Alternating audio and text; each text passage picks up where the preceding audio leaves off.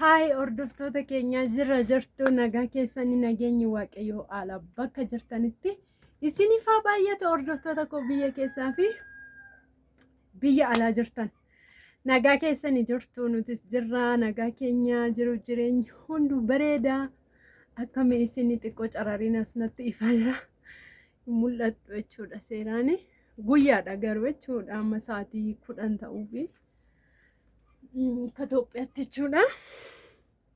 Har'a maalan hojjedha seetanii caaltuun nan dhufaa naan jettee jirti har'a jechuudha. Ani immoo maal seetanii maaltu na qunname seetanii har'a bukoon koo har'aan bulii sadaffaadha garuu galgalan tolcha'ee yaadeeyyu ani elektirikii immoo erga jammare garuu guyyaa lokkoseen beeku humna hin qabaattuun jedha guyyaa jechuudha galgaluman toshee rafa baay'inaan.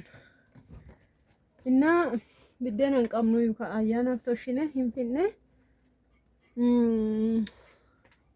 cumaan mucayyoo wayii birattanii kunoo la baaldii ishee kanaan itti naqadha'eenii yaade baaldii ishee xiqqoo kana argitanitti biddeen xiqqoodha cumaan isheen immoo lafatti toshiti ishees birattatti naqadha'ee yaadeeni cumaan isheen immoo tolchuu immoo dhiiftee yaada ishee jijjiirte boruun tolchattee jechuudha. Achumaani biddeenatti naqaan jira. Achumaanaan ani immoo sila caaltuun dhufaarti mana duwwaatti dhuftee sila galgalan toshaayyuu hunda saabsiititti buufadheen sila. Ani guyyaa kanatti naqa'een yaadee irraa hir'ise malee sila soo iddoo tokkotti toshee bukoonis hin barakata.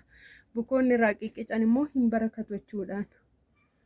Kanaaf jedheen akkanatti yaadeennan ta'uu didee biddeen 10 guuttu waaqa biddeen 7 wayoo taatedha nan tolchachuudha guyyaa bira amma maafani bakka elektirikii guyyaadhuma kana lokkoseen toshuuyii jedheeni lokkosee jechuudha homaan jettu garuu humna qabdi ho'aa jirti qaqqadaadeetuma itti naqaara garuu galgala dhuga dubbachuuf baay'ee ho'ite jechuudha eeleen galgala baay'ee ariifiidha. Namatti tolti biddeen toshuun jechuudha. Ganaa dhadhaabbattaniitti hin qaqqadaddanii laxxi gootu jechuudha galgala. Naman tursiisu jechuudhaan.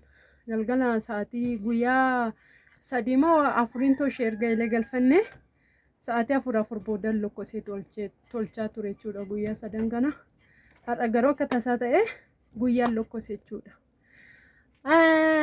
Innaa waxis waxaan jira biddeen immoo eeleen koo isinitti mul'atu maskootiirran kaa'ee jechuudha maskootiin asii natti calaqqisaara maskootiitu jira jechuudha as gola kana keessa golli kun immoo kotota nan taajjabdanii warri mana hiphoo keessa jiraatanii beektu jechuudha. Waxis waxeera kunoo waxii waxaan jira jechuudha asitti waxiin koollee bilchaatee jira.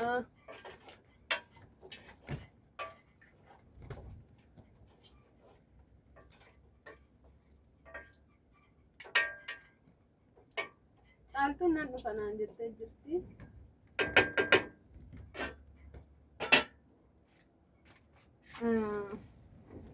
Masoobii koo kana isinitti agarsiiseeraayi.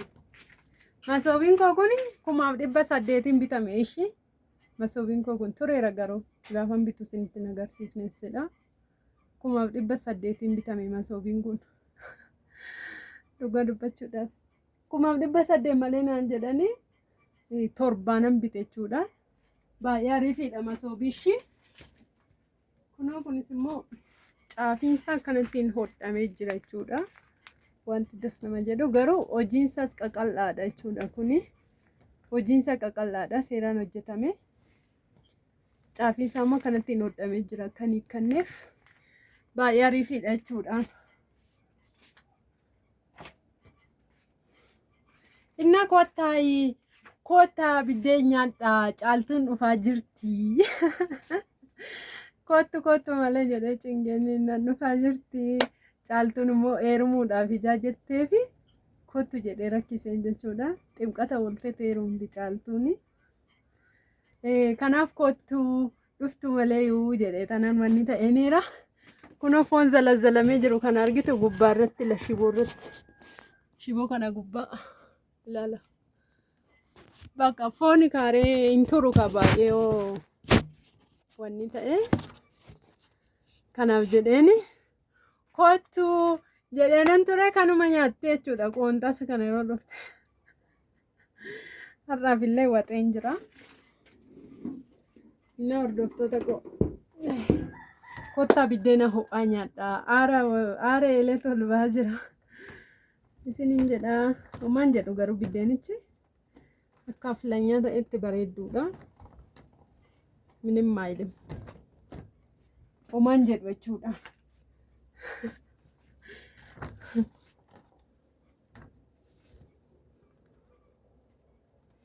Elektirikiin garuu galgala baay'ee namatti tolti. Itti humna qabdatti kun homaan jedhu wanti illee labbukoon bulii sadaffaadha.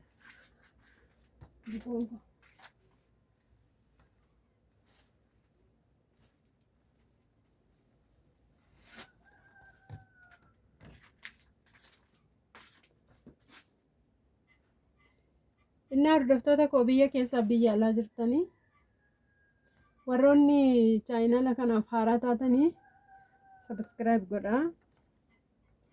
Warroonni maatii turtan immoo like share godhaa isiniin jedha.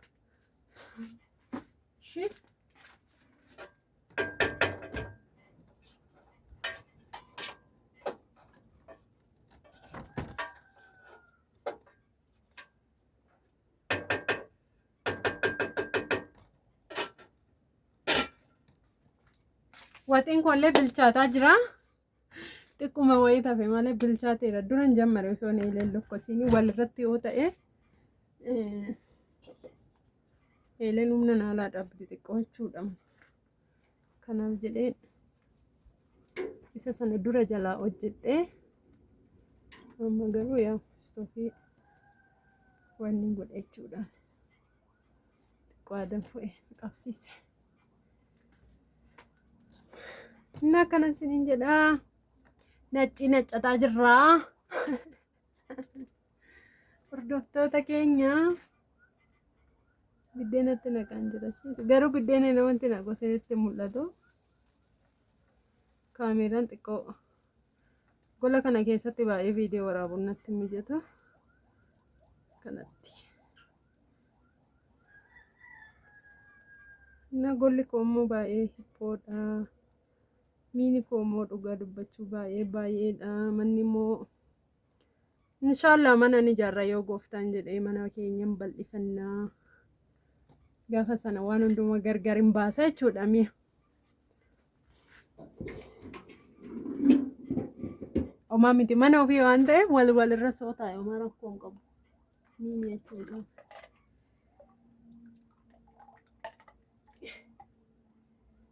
Innaa ciao bye bye isiniin jedha. Like share naa godhaa. Hordoftoota koo baay'een isin jaalladha. Baay'een isin kabajaa. Ciao.